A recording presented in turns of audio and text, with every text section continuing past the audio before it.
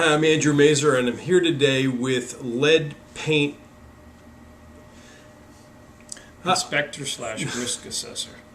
I'm Andrew Mazer, and I'm here today with Bill O'Donnell of Bay Hill Environmental, and Bill is A lead-based paint inspector slash risk assessor, licensed in the state of New Jersey and the state of Pennsylvania. And Bill is, I'm talking to Bill today about his business, lead paint testing and certification, because there's a lot of mystery surrounding the hazards of lead-based paint and lead exposure. And there's a lot of people interested in learning more about that. So we thought we'd put this little informational video together to expose some of the hazards and dispel some of the mystery about it. So Bill, I have a list of questions here that I've developed from my own thought process and from people I've spoken to that are interested in finding out these answers. One of the things that I found online is that there are lead-based paint testing kits that you can buy retail at Home Depot, for example. Are these reliable? Well, you have to remember that any property built before 1978 was when lead was stopped putting in paint manufacturing. So any home built before that will not know if there's lead in there unless a lead paint inspector slash risk assessor tests all painted surfaces with a XRF gun. That gun will identify if there's any lead in the painted surfaces. So someone like me to do a lead paint inspection in a home would go through the entire house and check walls, baseboards, windowsills, window casings, doors, closets, all painted surfaces. That's the true way to identify whether there's lead. I wouldn't risk my children's welfare on finding a $6.99 lead paint testing kit at a Home Depot and put it on there. That makes sense. But the kits, they do say that it's EPA recognized. Does that mean that if someone goes through that process that they can get a lead safe or a lead free certification? No, that's only knowledge for the person taking that. So they're going to assume that if it comes back that there's no lead, that there's no lead. But you will not be able to get a lead certificate from someone like me, a licensed risk assessor, lead paint inspector, without me doing the inspection and also doing dust wipes. Dust wipes are similar to baby wipes. We put them over surfaces. We send to the lab, and the lab will let us know if there's any lead dust in the house. There's way more damage, more danger in lead dust than there is in lead paint. And the lead dust you cannot see. Oh, wow, that's big. So the lead, how is one exposed to lead dust? Well, remember, there's no danger in lead paint until it's disturbed. And what I mean by disturbed is that if you're going to repaint your house and you're going to use a sander, if you're going to put in new windows and you're going to disturb your window sills or your window casings, any rehab of your home with a home built before 1978 without getting checked by a lead paint inspector risk assessor is dangerous. Interesting. Is lead paint testing required by law in the state of Pennsylvania?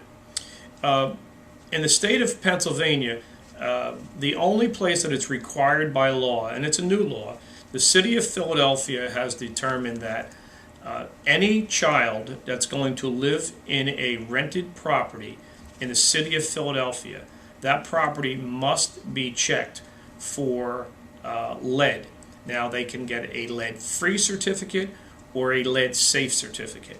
A lead-free certificate states that there is no lead anywhere in the property. I check that with my XRF gun. And in addition, I do dust wipes and send them to the lab. If they come back negative, then that rental property will receive a lead-free certificate.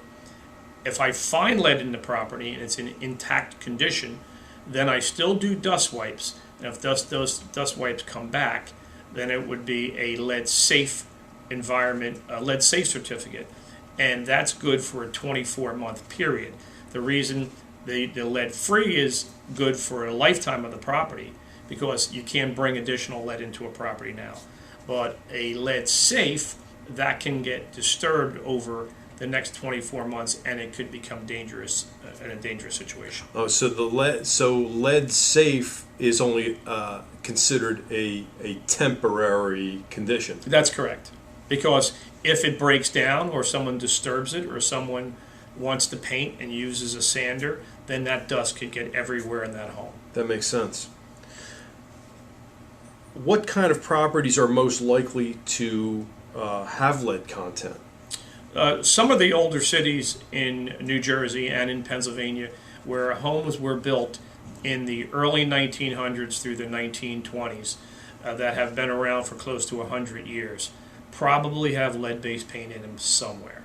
So they're the homes that would be... Probably, you say probably. Probably. Because what has happened over those years, some people could have taken all the paint out of them by then, because they rehabbed their whole houses. But if there's still original items in that home, it would not surprise me. And in a lot of the older homes, I find it on the outside of the homes, on garages, on outside windows, on even the home itself. If a home is a wooden home and it has never been sided, many of them have lead-based paint. Is that a hazard to inhabitants if the exterior of the home is painted with lead-based paint? Well, what happens is the rain will hit the side of the home, bring the drip line, as we call it, down to the level of the dirt, into the dirt, and then into the ground. So Whoa. if anything is planted in that area, especially vegetables, lead can easily enter the vegetables, and then if the people bring them back into the home, it can be very dangerous. Incredible. Do you test for soil? We do soil testing, yes. If we find an area of a home that has bare dirt around it, and we find lead on the outside of that property, we will advise the homeowner to get the soil checked, yes. Wow. Let's see, moving on. Will multiple coats of fresh paint hide the existence of lead content in older coats of paint? The XRF gun that I use will go down to the bare wood. So there are times where I will hit an older painted surface, and it might be 20 layers down to where the lead is, and my gun will pick up that lobe thing.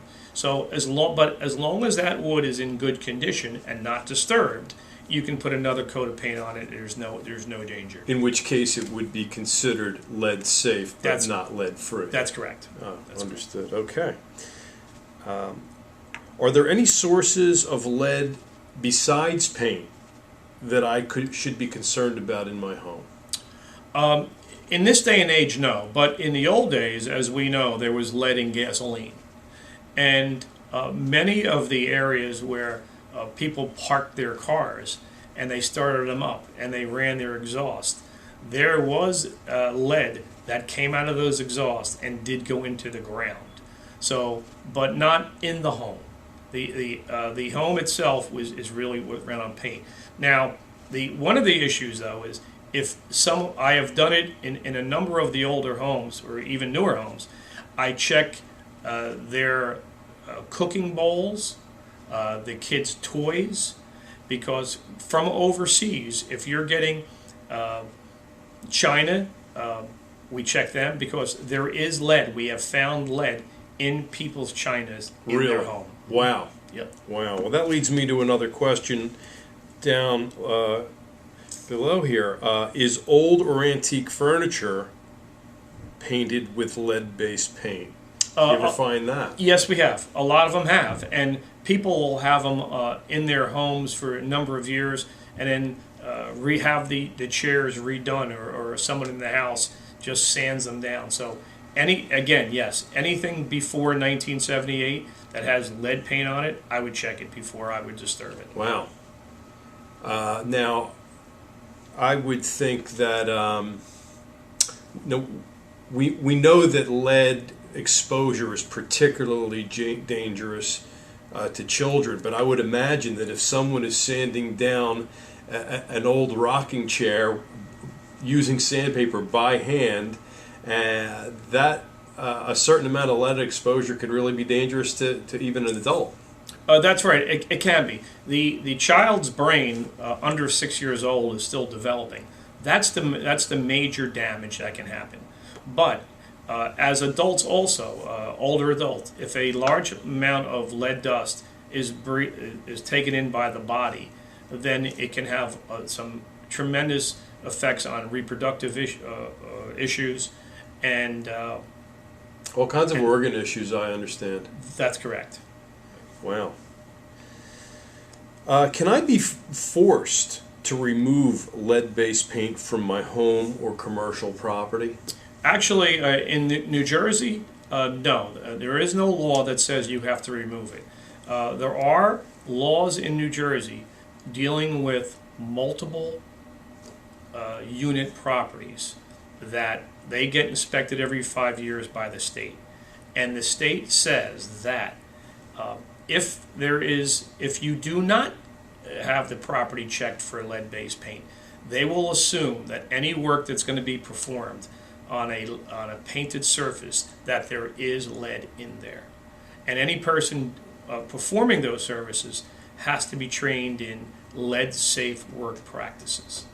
So, but they're still not saying that you have to take it out, but they say, but if you do disturb it, it has to be checked, it has to be done by a contractor trained in lead safe, and then a risk assessor inspector has to come out to do dust wipes to make sure that whoever did do the work did it in a lead safe manner. Wow. Can I be sued for lead contamination by someone who has rented my property? Well, as we know in this, anybody can be sued for anything. But if you have knowledge that there is lead-based paint in your home or your rental unit, and you have not done your due diligence to make sure that any work was done using a contractor trained in lead-safe practices, I would say that you have a pretty good chance of being sued, yes. That's big. I have a question from someone. He says, I live in new construction, but it was built on a site where older homes were demolished. Is there any concern about lead contamination in the soil? That's a very good question, by the way. I have found older homes that were destroyed because once you start ripping those homes down, you know there's going to be lead dust. There's going to be lead dust everywhere. So the ground underneath it should be checked for lead-based paint using soil samples, yes. Great. Well, that's all the questions I have for you, Bill, but that was really informative, and I hope you found it valuable, and we invite your further questions or comments on this video down below. Just leave a comment, and either I or Bill will be happy to answer them right here on YouTube or on the website, wherever you're getting this information. Thanks a lot for joining us.